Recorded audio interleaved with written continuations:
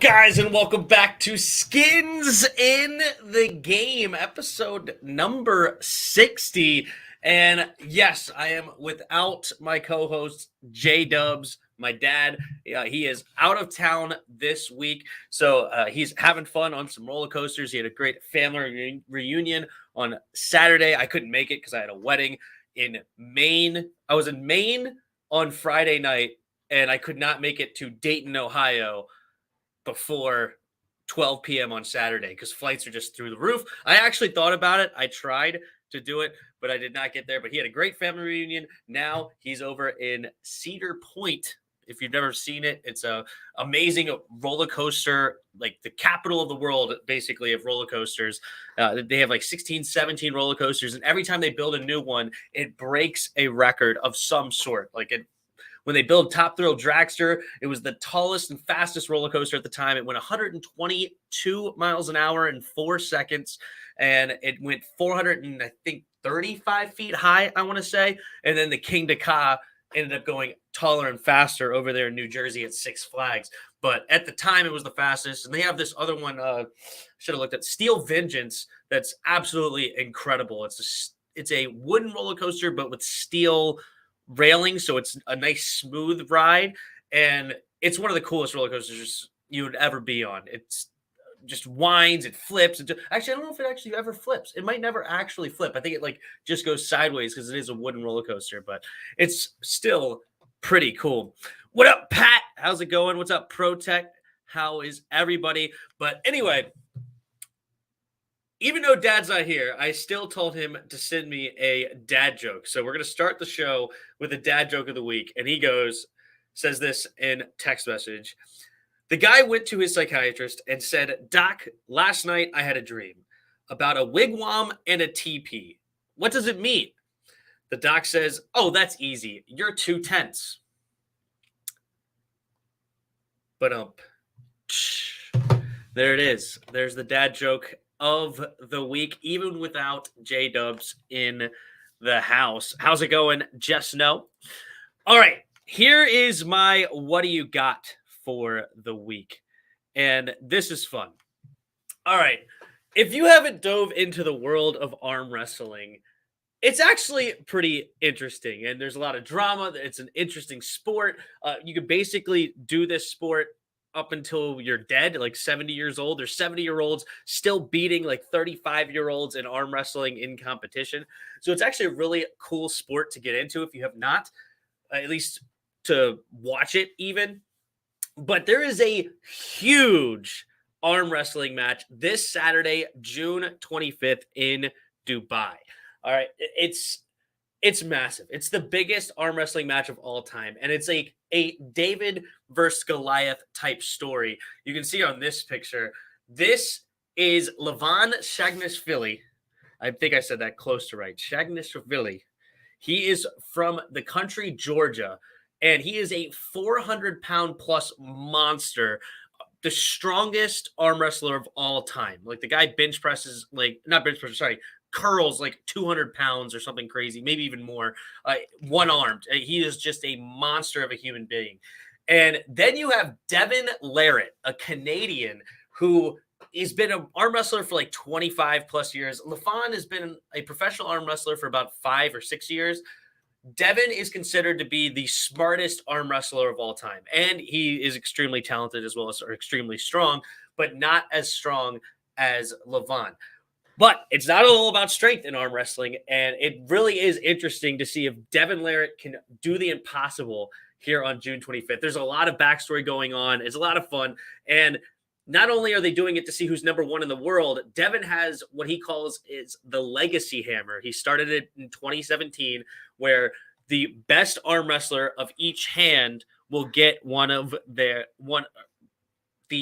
hammer of that arm. So currently, Devin holds the right-handed legacy hammer, and if LaVon is to beat him, then he gets the legacy hammer, which is cool. It's kind of like the Stanley Cup. They're trying to make it that way anyway. You etch your name into the side, and then you're supposed to make like a new addition to make the hammer even cooler. So anyway, if you haven't already, look into it. It's a lot of fun. There's a lot of drama, and Can Devin Larratt do it? And that's my what do you got of the week. And if you want to watch it, it's pay-per-view. I'm honestly not going to do it, but if you go to coresports.world, you can get your pay-per-view if you want to watch it live. I don't spend money on these kind of things. So like if they made me pay for football, I probably wouldn't pay for football either. But I don't do that kind of stuff. But at the same time, it's cool. I can't wait for the YouTube videos to come out at least after the fact. All right. So that is my what do you got today? Get Snyder out now. I hear you, dude. Hey, Jarris, Ritter ain't going to make the Falcons any better than a team contending for the number 1 overall pick in 2022. The Falcons are definitely in that conversation of fighting for the number 1 spot. And, without Ridley, without a real quarterback right now, Ritter, I think it has some potential, but he's not there yet. We'll see. Probably need them on the Commanders' O-line. Yeah, the Levon Shagner's Philly at right guard or something. Yeah, that would be a great replacement for Brandon Sheriff. That'd be hilarious because the dude is an absolute freak of nature. All right, well, let's hop into the topics of the week. And it, of course, starts with sad news. And it was just a bad day overall for the NFL when it comes to deaths of former players. And unfortunately, a current player also died. But we'll start with the Washington Commander or ex-Washington Redskin player, Brig Owens, died at 79. And none of the deaths for any 3 of these guys have been announced or disclosed of what actually is the cause of death. But 79 years old, you clearly lived a nice long life. You'd like to see him live deeper into the 80s at least, and nowadays, but 79, you still lived a nice long life. He was actually drafted by the Dallas Cowboys in 1965, but never really stuck. They moved him to safety, and he ended up then getting traded to Washington in 1966, a year later, and he became one of the 80 greatest Redskins of all time. He's in the Redskins Ring of Fame. So that's pretty cool. He also was a big part of the team going to the 72 Super Bowl against the undefeated Dolphins. He had an interception in that game in the end zone. So he has some great history here, but it is sad to see that he has passed away. So rest in peace to Brigman Owens was his full name. Brig Owens, as he was known here. And Jalen Ferguson, 26 years old, died of the Ravens linebacker today, which was completely unexpected. He's been practicing all offseason with this team. He didn't have any injuries or anything weird going on. And again, it's undisclosed. I don't know if he died of a heart attack or if he died of a stroke or if he died of something else off the field or whatever. I don't know. But either way, similar to when Dwayne Haskins died, it's really sad to hear somebody so young pass away. He wasn't a huge part of the Ravens defense, but he's had 44 career sacks and 4.5 sacks in 3 years. So very, very sad. And then also Ravens fans lost 2 players, one former, one current. Tony Siragusa, Goose, is known probably to most people he was a commentator on Fox, or a sideline reporter rather, from 2003 to 2015. I was like, Tony Siragusa, why does that name sound familiar? And you look him up and I'm like, he looks familiar too. And it's like, oh, he was on the sideline. So very sad to see, and rest in peace to all of these guys, and especially 55 years old and 26 years old, way too young to go. Not sure, not much to comment on how they went. So it just sucks that they went. Rest in peace to all the players for sure. Oh yeah, Dallas traded with us. Shocking. Yeah, back in 65, I guess that was, or 66. I guess that wasn't such a big deal of trading players within division. Jim Jordan destroyed Roger Goodell today. Yeah, we'll talk about Roger Goodell a little bit for sure. Goose was also on the 2000 Ravens defense. Yes. Goose. I think they said he played like 12 or 13 years for the Ravens or something like that. Defensive tackle. So I never watched him really as a player. I kind of remember that 2000 Ravens versus Giants. It was one of the, I don't know, maybe the year before with the Rams and Titans a little bit. Really, when I think about it as a kid, I was 7 years old in 2000, or about to be 7 in that March, where I kind of remember that one the most. And like, that's the first one I can remember going to a Super Bowl party with my family. And I don't remember watching the game much, though, because I did not want the Giants, or I wanted the Giants to win. I didn't want the Ravens to win. And then the Giants just completely pooped the bed, and I was just like, I don't like this. So I don't really remember too much about it as far as the 2000 Super Bowl is concerned, other than who was in it and who won. I remember as a sideline reporter, yes, that's how I knew him as well. I did not know him as a player, but as a sideline reporter, I definitely saw him many, many times. So rest in peace to all the players. Now we can get into some Washington Commanders stuff. And the Washington Commanders, they never like to just be about football, do they? It's now mini camp's over, or it's waiting for training camp, so there's not a lot to talk about anyway. But they always find their way into the news when it's not football related, right? And technically, I guess this is football related, but Ron Rivera was fined $100K for the contact in the offseason practices was too much. And it's kind of funny to see that too, because he flipped out on that hit that, oh gosh, Jeremy Reeves hit De'Ami Brown, but yet you're still doing enough where you're going to get fined in the NFL. Mike McCarthy also did this, and I was watching Big Country's video, and he brought up an interesting point. Is this a sign of pressure to these coaches, right? Both of them considered on the hot seat in their respective teams, especially Mike McCarthy, as far as most people believe the Cowboys, as far as a talent on the roster, should be better than just a playoff appearance in the last two seasons, right? Of course, Dak Prescott got hurt in his first season, which is unfortunate to lose your starting quarterback. But then the next season, they did have a nice record. I think they went, 12-5 last year? Or I think it was 12-5. So they had a nice record, but then ended up being one and done to the Niners and had that horrible mistake at the end of the game with Dak Prescott making the decision to QB sneak it with no time and no timeouts. But is this a sign of pressure to win? And he definitely brought up an interesting argument there. I'm not going to say it's a sign of pressure. I think it's just a lapse in judgment. I think I don't know if you just didn't know the rules, as far as you're not allowed to have a specific one-on-ones or specific line drills or specific drills in your practice that are considered too physical with the players due to the Players Association's contract. I just think that this was just honestly not smart, or they just don't care and they're just going to do it anyway, because he was fined $100K, and they were docked 2 OTA practices next season in 2023. I don't find this be a huge deal, though. I really don't. You lose 2 OTA practices. Who really cares? This is $100K to Ron Rivera isn't a whole ton of money. Yeah, it sucks to get fined $100K, but honestly, I don't think this is that big of a deal. It is what it is, and I just don't care. I don't care about OTAs in general. The whole OTA process and the mini camp, cool. I'm glad that they're there practicing and making sure they stay in shape. But here, John Dotson, he's killing the defense. Okay, good for them. Why is he killing the defense? It could be that he's great, or it could just be that the defenders that are going against are trying new things because they're practicing and getting outside of their normal box, and now they're not playing as well, and they're just getting sliced up. Like William Jackson, Kendall Fuller, these guys are veterans in the league now. There could be multiple things around of why he is having success. I hope it's that he's just an amazing receiver. I would hope so, but this doesn't tell me one way or the other. It doesn't tell me anything. So this whole process of OTAs and minicamp doesn't really move the needle for me at all. And Ron Rivera, though, is going to lose out on $100K. Also, Commanders jersey finally official made it to retail stores, so you shouldn't have to buy some Chinese knockoffs anymore if you want it. Oh, that's funny. What up, Kevin Davis? How you doing? Are you okay? I think I'm okay. I think so. I think I'm okay.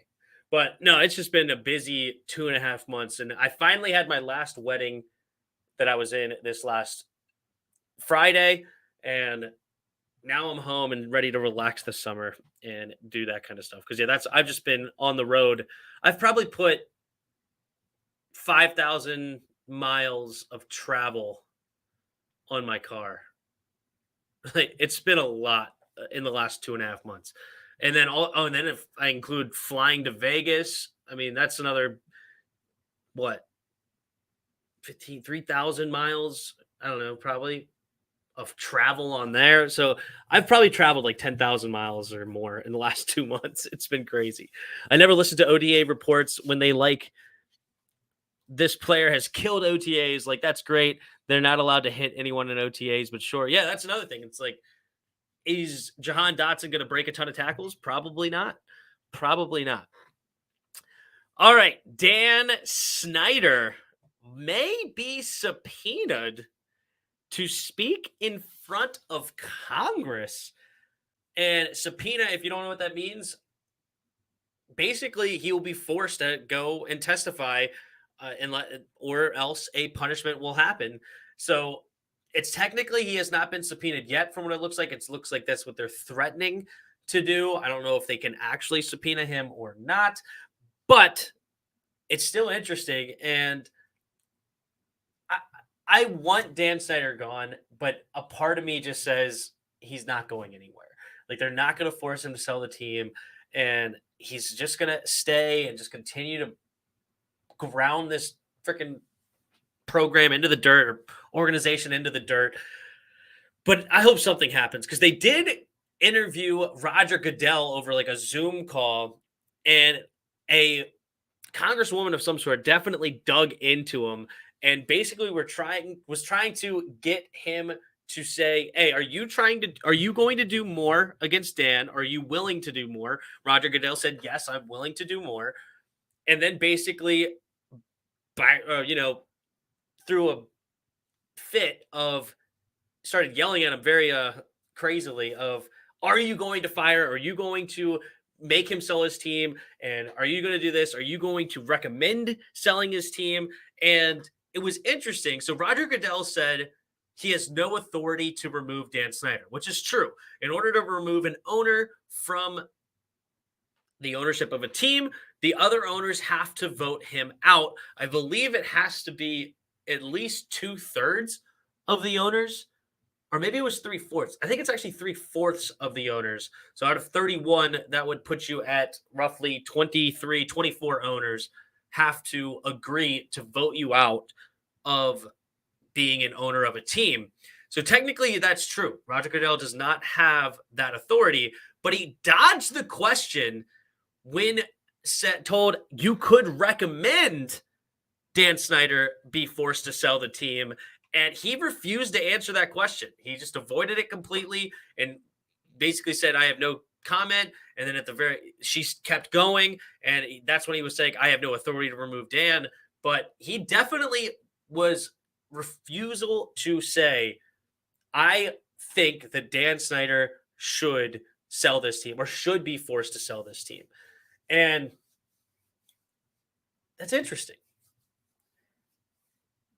So does this mean that the other owners have communicated to him that we do not have interest in forcing Dan to sell the team? Like, we don't have interest in going down that route, which is why he feels the reason to not put any pressure on them. And he's like, hey, whatever, if that's what you guys want to do, I'm just going to stay out of this. I hope not. But that's probably the case, right? Why else would Roger Goodell refuse to answer that question one way or the other? I think it's like, he doesn't care. If they do, they do. If they don't, they don't. But he's also not going to throw the owners under the bus, because that's what he would do. If he were to say, yes, I recommend that Dan Snyder should be forced to sell the team, now that falls directly on the owners, right? Hey, even the commissioner thinks you should be kicking him out of the league. Why aren't you guys taking up a vote? Why aren't you guys doing any of this kind of stuff? And the obvious answer is they all have skeletons in their closet, and Dan Snyder might have a bunch of them, or at least enough of them. All he needs is dirt on 9 owners, and he's going to keep his seat, or he's going to keep his ownership. Again, I would love to see Dan Snyder be forced to sell this team. He is horrible on many levels. Excuse me. So many levels. He's just a terrible human being. he doesn't like he's just terrible to his employees as far as like I've heard him firing people because they didn't look at him. I know people that have worked in his box and he is just a complete a-hole. Uh there's a gratuity fee on the bills of all the boxes because the press box, not the press boxes, but you know what I mean. Like when you can get a box to see the game with a group of people, and when you do that, you get service and you get food and you get drinks and all this kind of stuff. And there's a gratuity attached to it, like a 20% gratuity or whatever it is. The servers see none of that gratuity. All of that gratuity goes straight to Dan Snyder. So most people see the gratuity and say, "Oh, I don't have to give a tip because that tip is built in." Well, that server gets none of it. Like, what kind of scumbag? I don't even know why that's legal or whatever, but I've heard this from people that have worked in the box. They don't see any of that gratuity, even though they're the ones providing the service. He does that kind of stuff. He's just horrible for the team, but not that that gets you kicked out as an owner. And then all of these allegations just pouring out.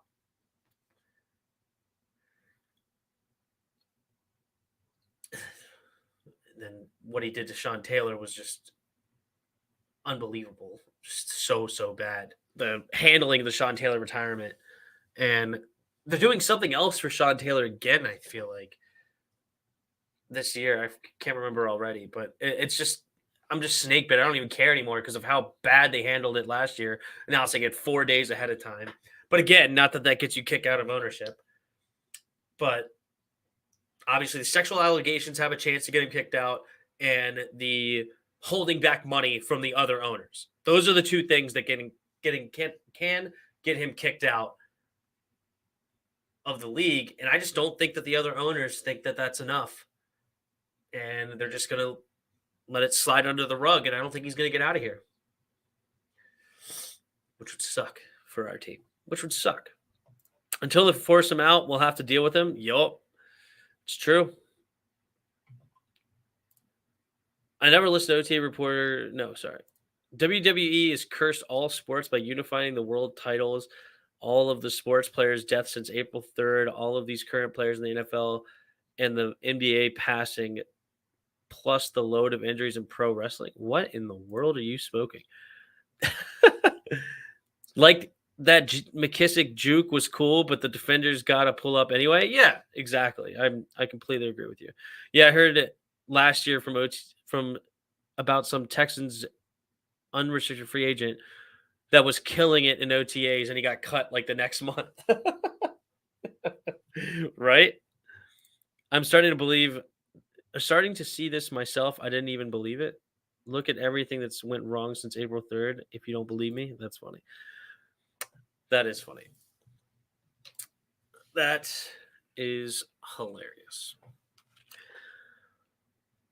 All right. So that's Dan Snyder. I hope he gets kicked out, but I don't think he will. I just don't think so.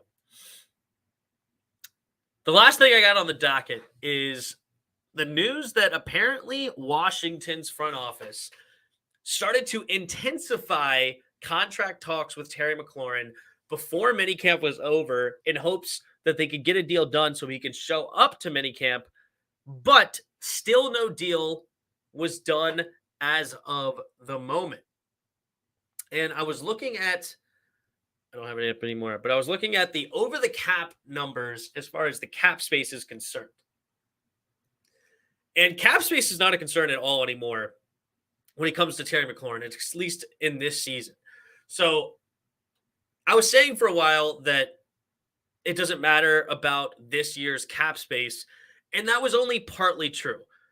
As far as like a major cap hit, it is true. He's not going to be much more than that $3 million cap hit moving forward. But what does affect the cap is the signing bonus. So a guy like A.J. Brown with the Eagles signed a $20 million signing bonus. And I can't remember I think he signed a 4-year deal. I think it was $25 million a year, $100 million. So a $20 million signing bonus. And then he had one more year left on his contract. And this year, that means it's going to be a 5-year deal as far as the signing bonus is concerned, and that means $4 million is going to be taken off each cap each season. So you split it up by the number of years. So 20 divided by 5 would be 4. So $4 million each season. So that's basically what would happen with Terry McLaurin's contract. With whatever the signing bonus is, divide that by the number of years, and that's what applies here. But at most, that should be is about $5 million this year. So even if they extend him 4 more years and say the signing bonus is $25 million, this year is the 5th. So that means that would be 25 divided by 5, which would be a $5 million cap hit. And currently, as it sits today, we have $17 million in cap space this year.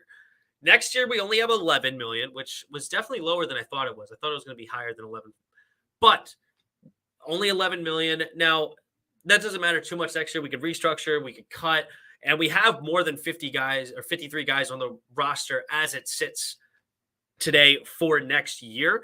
So if we overpay him, we could definitely make the money work. It's not a huge deal as far as next season is concerned. So whatever it ends up being, if we pay him $25 million a year, next year it could be like a $15 million cap hit that would only put us 4 in the negative. And with basically a full roster already, we could definitely make that work. And then the year after that, we have like over $100 million in cap space. So that doesn't matter.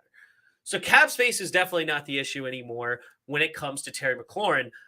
But what does it mean to intensify contract talks? And obviously, it all depends on where it started, right? So if you're intensifying it, it just means wherever you are now, it has grown in intensity since. I'm starting to think that, yes, they were discussing things, but I think when they say they intensified contract talks, they finally put a number out there for Terry to agree to or not to agree to. A part of me thinks that they didn't even make an offer on the contract or make an offer to Terry because they didn't know where they were going to sit as far as cap space was concerned. They didn't know exactly where they were going to be and what was going on as far as how much the signing bonus could be and how much the guarantees can be and all this kind of stuff. So I think they finally put an offer out there and Terry denied it. Why did he deny it? The main reason a player would deny it would be the guarantees.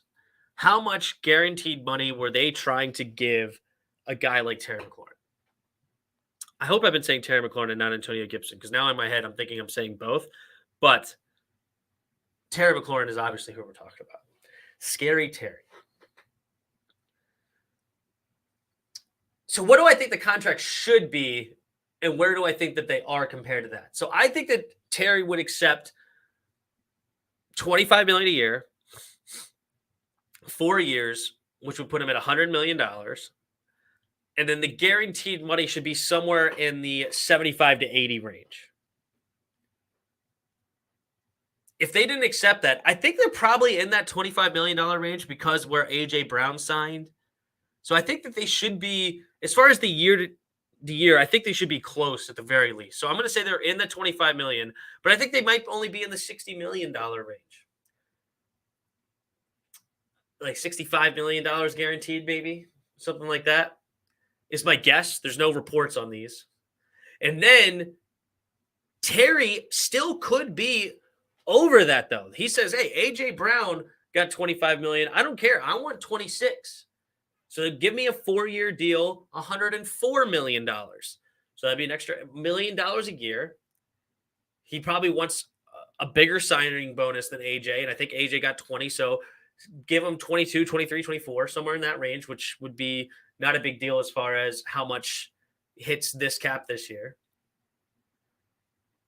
And then 25, 20. And then as far as guarantees, he probably still wants right around that 80, I would imagine. I think that that's where it has to be sitting as far as where the negotiations will land. Now it's a matter of, will Washington get up there?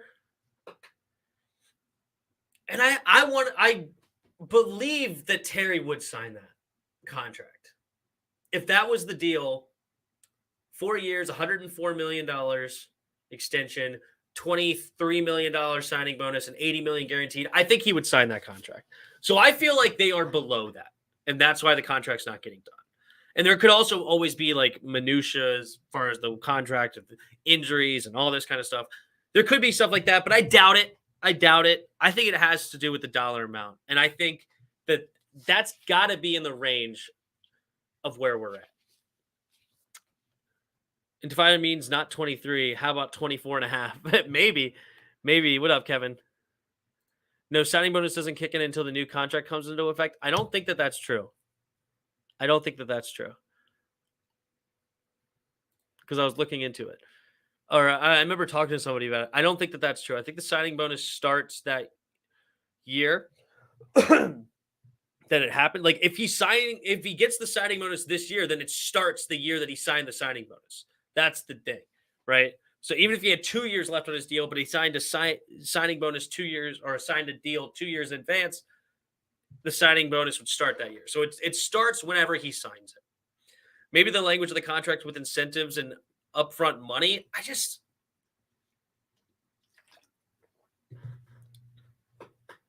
can't imagine that's what we're doing to Terry. I just can't do it. I don't think that that's it.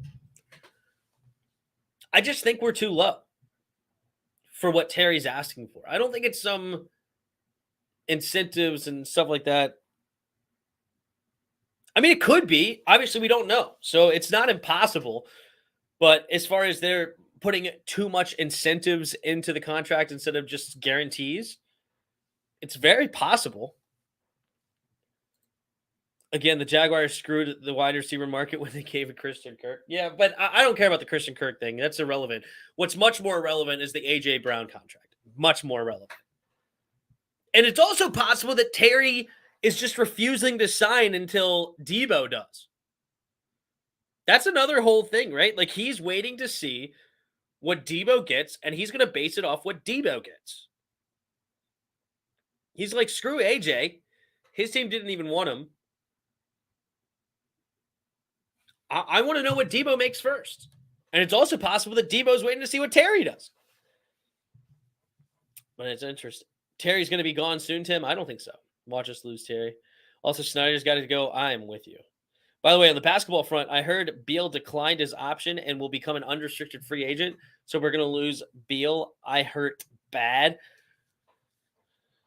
And I hurt. I don't care, honestly. I like Beal, but he's not the superstar like that we should be building around anyway. He's not a player, in my opinion, that's going to be the best player on a championship team. It's just not it. So good for Beal. I hope Beal success elsewhere. I think he needs to be a Robin to somebody else's Batman. And I don't know where exactly would that be. I know the Bulls were showing some interest there. I don't know. I don't know who has money or where exactly he would show interest in going. What if he did something crazy and like go to Milwaukee or something like that? I think that could be a good compliment to Middleton and Giannis. Add in Bradley Beal. That'd be very interesting. Another interesting one he could go to is the 76ers. I don't know what their cap situation's like, and I know they can't trade for him. So if we trade, I don't think they can trade for him because of the trades that they ended up making. They lost a lot to get Harden. But Harden, Embiid, and Beal, that could be a great trio. That could be a great trio. Yep. $26.5 million per. He is just like Ed Udfa. They have to overpay, and because he is one of the faces of the franchise, culture, personified character and ability, exactly what Ron preaches. Oh yeah, he is totally a Ron guy. 1,000% a Ron guy is one Terry McLaurin. And we aren't going to let him go. So he does have us by the gonads, right? Like he has the cards of whatever he wants is basically what he's going to get. And he knows that. His agent obviously knows that. And clearly they're not interested in taking a team-friendly deal, which is fine. But there is a point where Terry will not sign here, and then he has to make the decision. There is a point where Terry will be too expensive and Washington will not pay that much. And then Terry has the decision of, do I lower or do I go play somewhere else? Do I play my rookie year and go play next year? But even then, he's going to get franchise tagged, right? So he's going to be playing a super long game. So when I talk myself into it, he doesn't have all of the cards, right? Unless he demands a trade and he just refuses to play, which I don't see Terry doing. I don't think he's going to refuse to play on this last year. I mean, I think he should refuse to play this year until he gets a contract, but I don't think he's going to be like so anti-playing here in Washington that he would make that happen. So there is an element for Washington as it gets closer to the season that, yes, they're going to have to come up and meet his number at least somewhat, but Terry's going to make a decision like, hey, do I want to be traded this year or do I want to play this year, get franchised next year, probably get franchised again? Because honestly, it might be cheaper for the team at that point. For the next 3 years, we pay him $3 million this year. We franchise him next year for $22 million or whatever it's going to be. We franchise him the year after that for like $26 million, $27 million. And that's under the per year basis of what we're probably going to have to offer him this year, right? Like, I don't know. Can I look up the 2023 wide receiver franchise tag? Projected 2023 franchise tag for wide receivers is only $20 million. 19.985. And what about the 2024? Did they say that? Well, no, it would be 1.2% or like you'd multiply that by 1.2. So what did we say it was? It was 19.985. So that's basically the same of what Kirk was getting. So that would only be $44 million in the 2 years. And then he gets $3 million this year. So even if we franchise tagged him the next 2 seasons, that's cheaper than the contract that we're getting. Yeah, only 20 million. Everybody's laughing at. Yeah, only 20 million. I know, right? Please, Washington, disrespect me with $20 million. You know what I'm saying? Only offer me 20 million. Are you kidding? Only offering me 20 million a year? And please insult me. Please test me. See if I'll sign that contract. I would. All right. But obviously, it only is a relative term. So we're talking about that Terry McLaurin would get right now wants 25 million a year. Well, over the next 2 years or 3 years, he's only going to be 3 million, which that's not going to change. But the 2 years after that, he's projected to be at $20 million and $24 million. So that's nothing in the scheme of it. In the scheme of it all, that's nothing, right? As far as what we're talking about paying him now. So Washington probably is undercutting what he's actually then. Looking at this actually almost guarantees me right now they're coming in around 23 million a year. I almost could guarantee that because they're looking at him like, hey, you're only right now guaranteed $3 million this year. That's it. Hey, we're offering you 23 million, 4 years. What would that be? 4 years, 92 million. $23 million a year. We'll guarantee you 60 of it, 2/3 of it, and it is what it is. I'd sign a $500K contract. Like, no. Don't lowball yourself, Redskins fan 10. We're talking 20 million. Insult me with 20 million. Give me a stick of bubble gum. I don't care. Bill Romanowski. Yeah, exactly. I don't know. This has definitely opened my eyes, and I'll show you what I'm looking at. Is this 2023 projected franchise tag tenders, and for wide receiver, it's only projected 20 million. What is the 2022 franchise tag?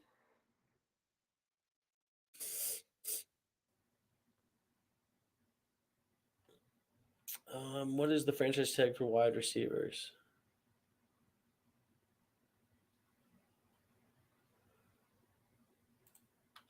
Wide receiver. Yeah, this year was only 18.4. So next year they're projecting it to go up about 1.5 million. And then after that, it goes up by 1.2 times that number, right? So if we go to calculator, you would go 19985,000 times 1.2, and that puts you at 23,982,000. So the projected for the next 2 years would be that plus that, and you get 40, basically just under 44 million. $43,967,000 is what he would be guaranteed if he was franchise tagged twice. And for these numbers, he will be franchise tagged. So he is going to sign here. It is what it is. Like, he's not going anywhere. It's just a matter of what the final product is. And I think it's going to be 25 million, 4 years, 25 million, $100 million, guarantee about 75 of it. And I think Terry's going to sign that because otherwise he's looking at a whole lot less money with a lot of risk. Because then he would only be guaranteed $3 million this year, unless he demands a trade. And that means he doesn't even play this year because we're not trading him. Right? Like, why in the world would we trade one of the franchise guys? Like, that's just not going to happen unless somebody, throws an offer at us that blows us off our feet. But Terry McLaurin isn't demanding 2 first rounders and then more, like whatever it is. Like, we're not trading him for just peanuts here.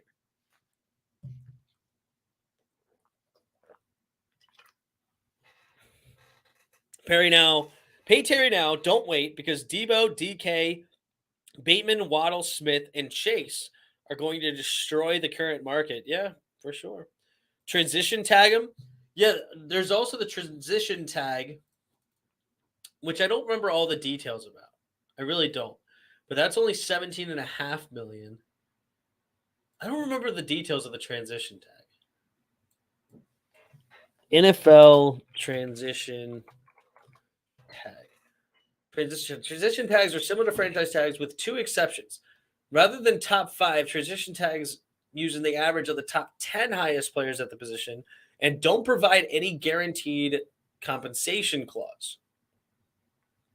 So why wouldn't all the teams use this? Okay. Unlike the franchise tag, teams are given no promise of an asset at the end of the deal. If a team refuses to match a competing team's offer, therefore losing the player, they do not receive any draft picks in exchange. That is another option, though. Okay, so basically, the transition tag says, "Hey, we'll pay you 17.5 million, and then another team has the right to bid on you, and if they offer you 23 million, just to throwing out numbers, we have the opportunity to match that or say, hey, you can go." 5 firsts and Tom Brady, yeah. So yeah, transition tag's definitely a real possibility. That's true.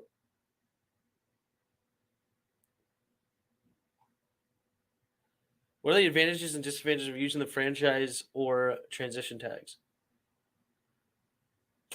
I don't know. It's interesting. Very interesting. All right. Well, anyway, that is what I have for this evening. Thank you guys for hanging out with me. And J Dubs will be back next week. Hit the like button, hit the subscribe. Definitely share it out with your people if you would be so kind. You could donate to the channel with the donation links in the description below. You can also support the channel by hitting the support button, or you can become a member of the channel for $1 a month. But yeah, we will be back next week with J Dubs in the house. Am I watching the NHL finals? No, I have not watched any of it. I watched a couple of the Caps games before they got eliminated, and I haven't watched since. As I said, I've just been on the move for way too. I've been doing so much traveling and just doing a bunch of stuff this last month and a half that I've haven't been paying attention to much at all. So Lightning in 7? I don't know about that though. Aren't the Hurricanes legit?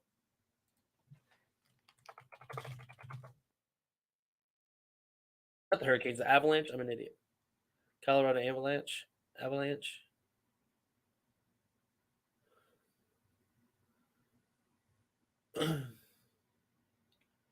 Didn't they crush it? 7-0. Right now, Colorado leads 2-1. Lightning beat the Avalanche in game 3, 6-2 at home. But home ice advantage isn't like a huge deal in the NHL because, like, just all about puck luck.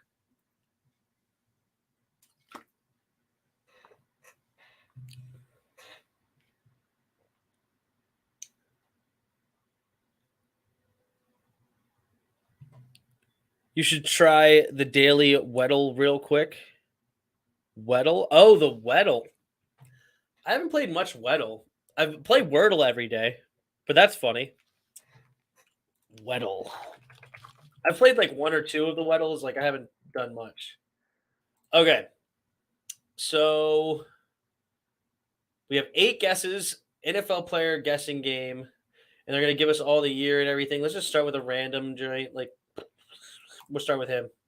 All right, we got Jalen Guyton. So I also don't remember what all of the.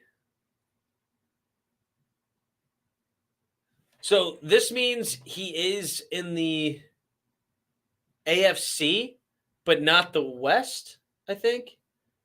And then this means he is 24 years of age, the player that we're talking about. It's not a receiver. He doesn't play on the Chargers. Number 15. He's also lower than 15, so that's interesting. Okay. So let's try a QB in the AFC, but not the West. Interesting. Who should we try? All right, let's just think of an AFC quarterback not in the West that I want to try that's lower than 15. Also a young quarterback. So Burrow? No, he's shorter than 6'1". Oh, snap. Oh, he's shorter than 6'1", so it's not a quarterback.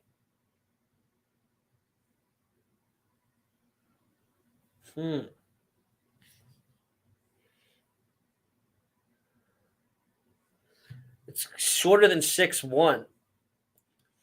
So not going to try a quarterback. Let's try. Would it be like a kicker? Are kickers in here?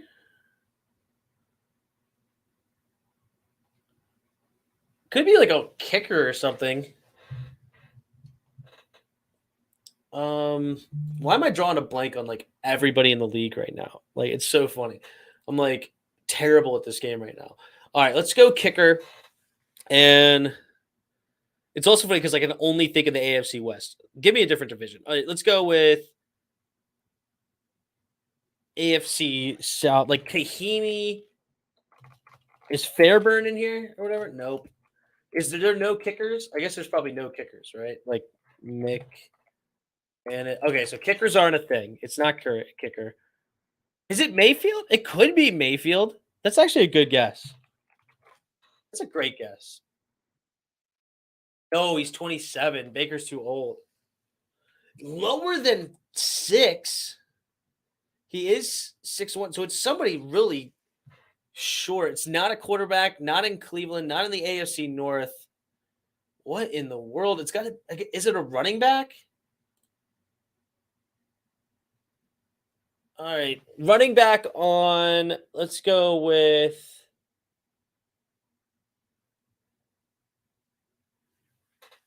Who's a low digit number running back now?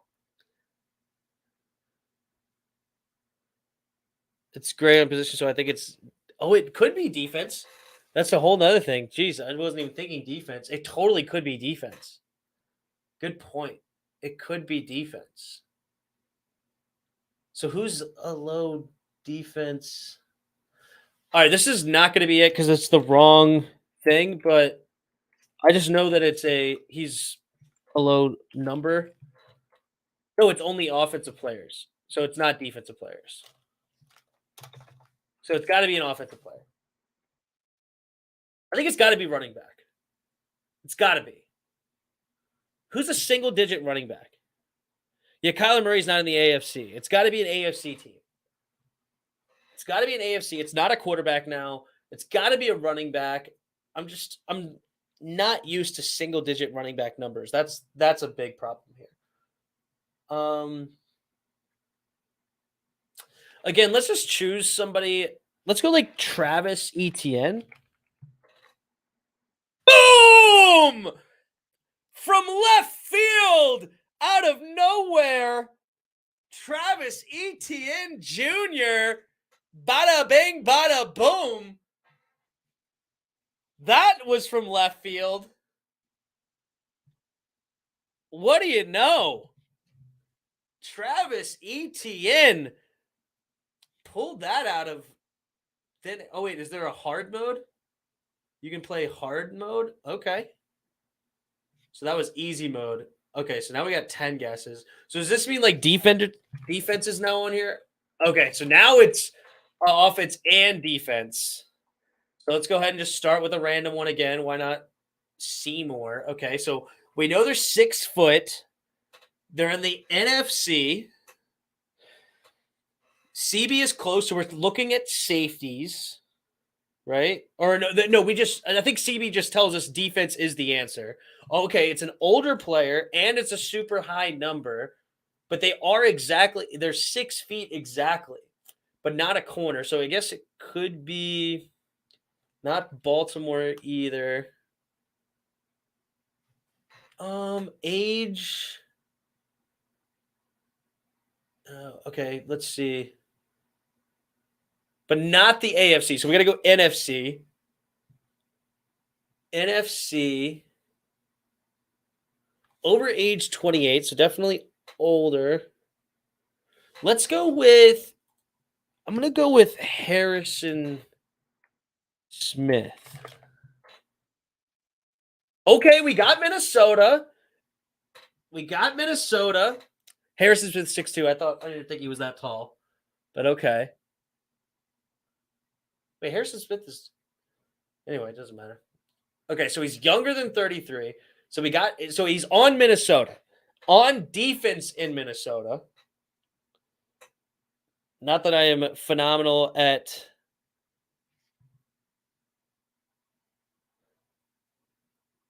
the defensive depth charts, especially not on Minnesota. I'm a fantasy football guy that only plays full defense mode. I don't play single players. Sedarius Smith. Is Sedarius Smith on the Vikings now? Is that true?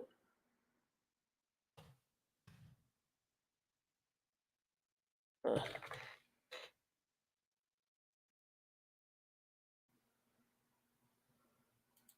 don't know. Number 97? I have no clue. It's not going to be Hunter. It's not going to be Hunter. Hunter's going to be taller than that, but I'll just throw him out there. Yeah, he's 6'5". Oh, his number 90 on didn't help us much either. And he's only 27. But D-end is not it. So we're looking at linebacker or defensive tackle. It's got to be linebacker. Is it Griffin? Is Griffin that short? For real?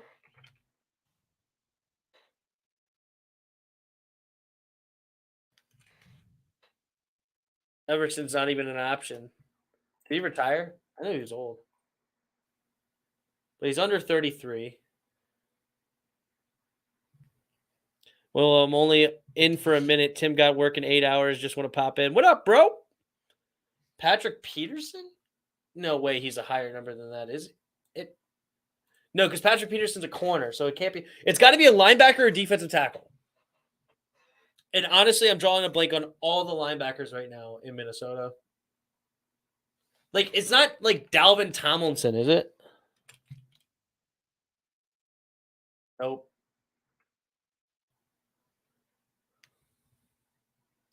It's not a D tackle, so it's a linebacker. And I can't think of a single linebacker right now on the Vikings. Like, not even one.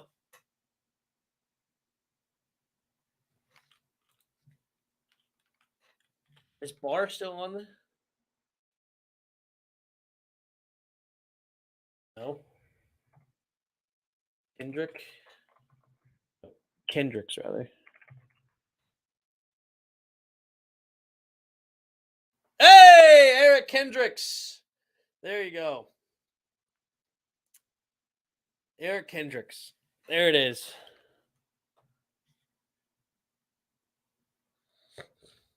There it is. Eric Kendricks. And 5 guesses. Thanks for your help on the Kendricks, because I was definitely drawing blanks on all the linebackers in Minnesota. There you go. What up, Juan? What's up, Juan Gotti? How you doing? So we just did both Weddle's easy and hard mode. So that was cool. Well, there you go. If you don't know, now you know.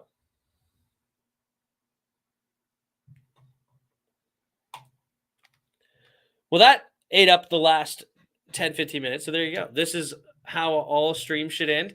Yeah, that could be fun. Me and my dad doing the Weddle of the stream. That could be fun. I will actually add that in. That'll be good. We'll end it with a Weddle. He's going to be terrible at it. He's going to be terrible. But anyway, all right, guys. It was a lot of fun. Thank you for stopping on through. Hit the like, subscribe, all that good stuff. Appreciate you guys. We'll be back next week. J-Dubs will be back in the house, and we'll have a nice full show there. But thank you all in the chat. Noah was in the house. Juan came on by. Mark Kearns. Redskins Man 10. The Hefe. What up, bro? Bunch of you hanging out. Roger stopped on through. Thank you, everybody. And I will see you guys next week. And actually, I think I'm going on ProTech Sports Network's channel this Friday. So if you haven't subscribed to ProTech, hit that. Go hit his notification bell so you know when we go live. But I believe he invited me to come on his show Friday. I'm not sure what time or the details, but I'll be hanging out with him over there. So until next time. See ya!